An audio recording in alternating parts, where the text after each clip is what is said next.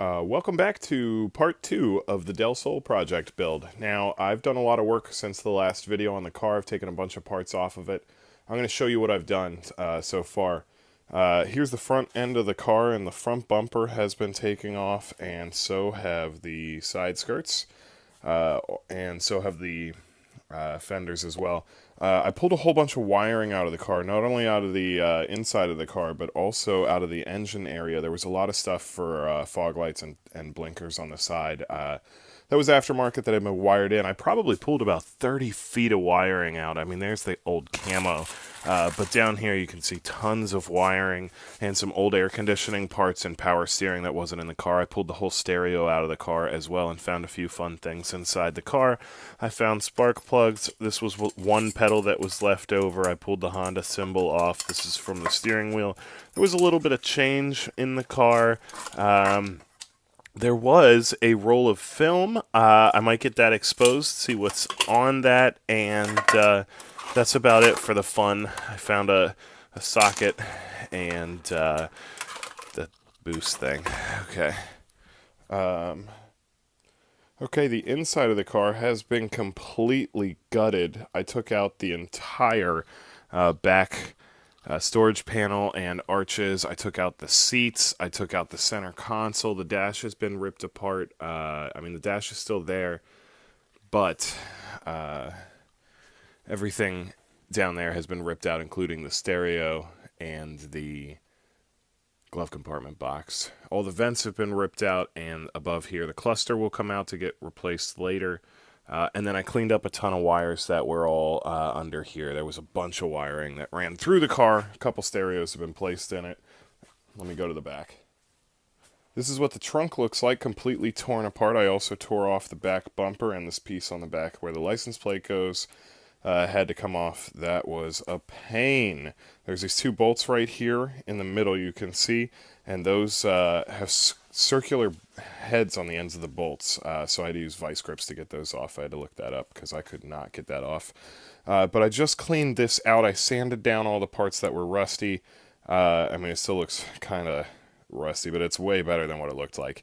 And I'm about to cover that in rubber foam spray, and might show you guys that. Today I had to buy a bunch of tools, so I got a new socket wrench set, and I got a wheelie seat, and I got a sander.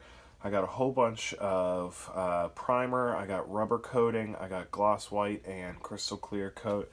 I got different grits for the sander. I ended up getting some super glue, engine degreaser. I got a drill bit that I know I'm going to need. Also, other sandpaper body filler.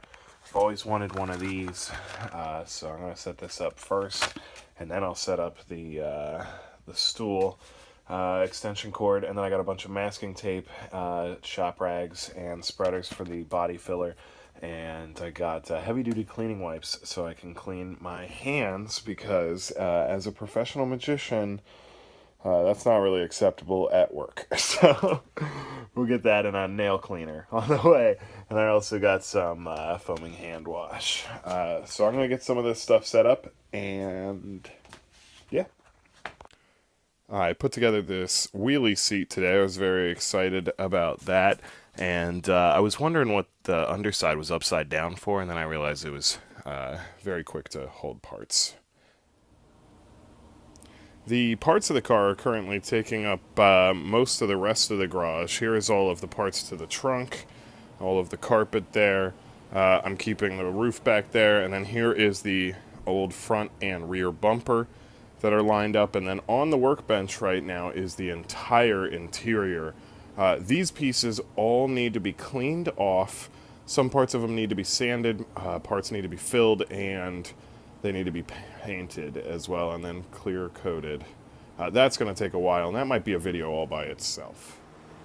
Alright, you can see that I have rubber coated the inside of the trunk, and that looks really nice. I've never used this rubber coating before, but I masked off everything. I didn't want to be rubber, and I didn't go all the way up, just the bottom of it. It looks pretty nice though, in comparison. Alright, so I'm about to clean off the interior pieces. I'm going to do a time lapse of that right now. I'm going to be wiping them down with Armor All cloths, and then some pieces will need to be sanded. So here we go.